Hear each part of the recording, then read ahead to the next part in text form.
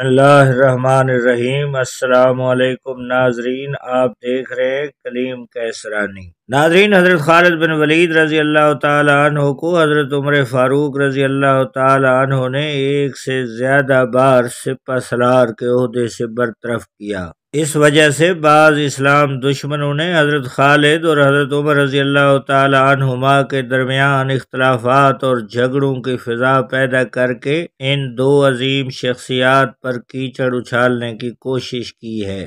آج ہم آپ کو بتائیں گے کہ اس تمام صورتحال کے باوجود کس قدر احترام اور محبت کا تعلق تھا۔ ناظرین، جب حضرت خالد بن ولید رضی اللہ تعالی عنہ مرض الموت میں مبتلا ہوئے تو ان کے پاس حضرت ابو درداء رضی اللہ تعالی عنہ عیادت کرنے کے لیے گئے۔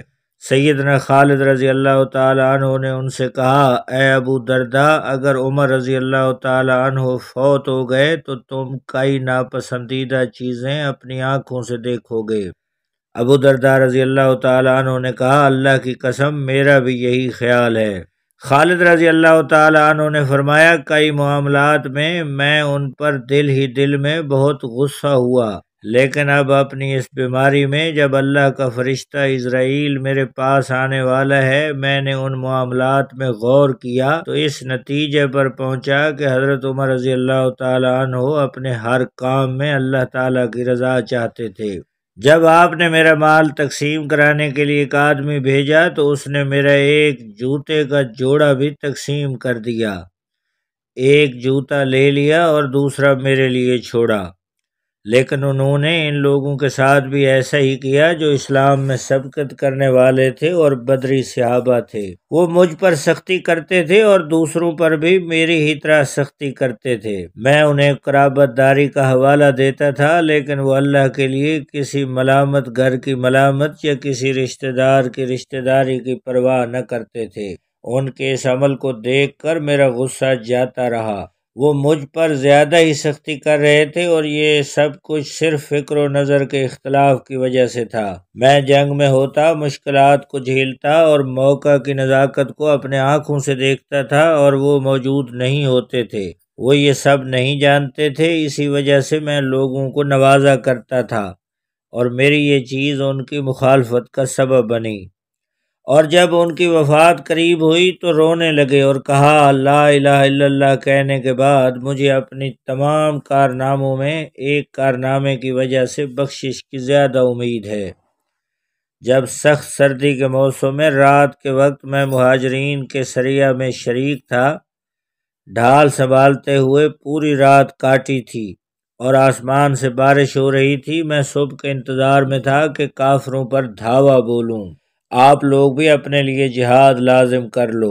میں اتنے مارکوں میں شریک ہوا، میرے جسم کا کوئی حصہ ایسا نہیں جس پر تلوار، نیزے یا تیر کا زخم نہ ہو، اور اب دیکھو میں اپنے بستر پر مر رہا ہوں جیسے اونٹ مرتا ہے۔ بزدلوں کی آنکھیں خوف سے نہ سوئیں۔ میں شہادت کی موت مرنا چاہتا تھا، لیکن قضاء و قدر کا یہی فیصلہ تھا کہ اپنے بستر پر مروں۔ آپ نے موت کے وقت حضرت عمر رضی اللہ تعالی عنہ کو اپنا وصی بناتے ہوئے کہا، میں اپنی وصیت، میراث کی تقسیم اور اپنے عہد کا نفاذ حضرت عمر بن خطاب کے حوالے کرتا ہوں۔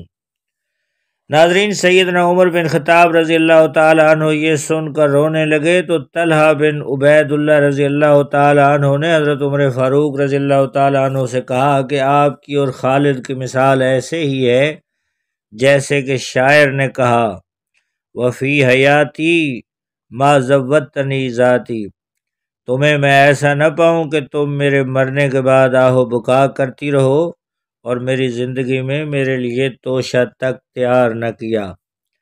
خالد رضی اللہ تعالی عنہ کی وفات پر حضرت عمر فاروق رضی اللہ تعالی عنہ بہت غمگین ہوئے اور خالد رضی اللہ تعالی عنہ کی چچا زاد بہنیں بھی ان پر روئیں۔ سیدنا عمر بن خطاب رضی اللہ تعالی عنہ سے لوگوں نے کہا کہ آپ انہیں یعنی عورتوں کو منع کیوں نہیں کرتے، یعنی رونے سے؟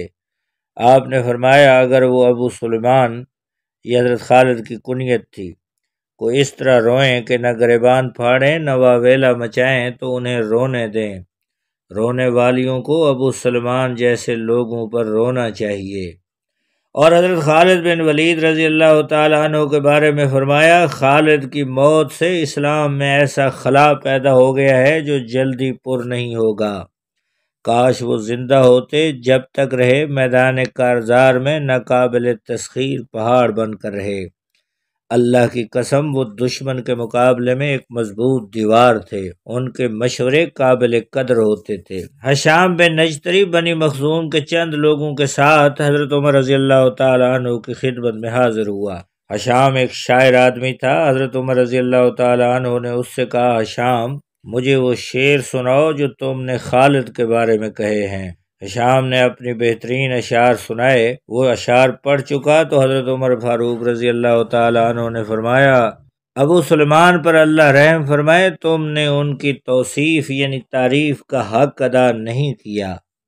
وہ شرک اور مشرکوں کو کار مذلت میں ڈالنا پسند کرتے تھے، ان کو برا بھلا کہنے والا اللہ کی ناراضی کا مستحق قرار پائے گا۔ پھر حضرت عمر رضی اللہ تعالیٰ عنہ کہنے لگے، ابو سلیمان پر اللہ کی رحمت ہو، دنیا کی عظمت و شرافت کے مقابلے میں اللہ کے پاس ان کے لیے جو کچھ ہے وہ بہتر ہے۔ وہ بہتر کارناموں کے ساتھ زندہ رہے اور سب کو رنجیدہ چھوڑ کر اس دنیا سے کوچ کر گئے۔ حضرت عمر فرمانے لگے، میں نے نہیں دیکھا کہ زمانے نے کسی کو دنیا میں ہمیشہ کے لیے زندگی عطا کی ہو۔ اس طرح 21 ہجری میں حضرت خالد رضی اللہ تعالیٰ عنہ کی وفات ہوئی اور شام کے شہر حمص میں آپ کی تدفین ہوئی۔ اللہ تعالیٰ حضرت خالد رضی اللہ تعالیٰ عنہ پر رحمت کے پھول برسائے اور مصلحین امت میں ان کی یادگار کو تابد باقی رکھے۔ ناظرین، اگر آپ اس قسم کے اسلامی واقعات کو پسند کرتے ہیں اور ان کو دیکھنا چاہتے ہیں، اس قسم کے تاریخی واقعات سے دلچسپی ہے، تو آپ سے گزارش ہے کہ اس چینل کے ساتھ جڑ جائیے، اس چینل کو سبسکرائب کریں، بیل آئیکن کو پریس کریں۔ بہت شکریہ، اللہ حافظ۔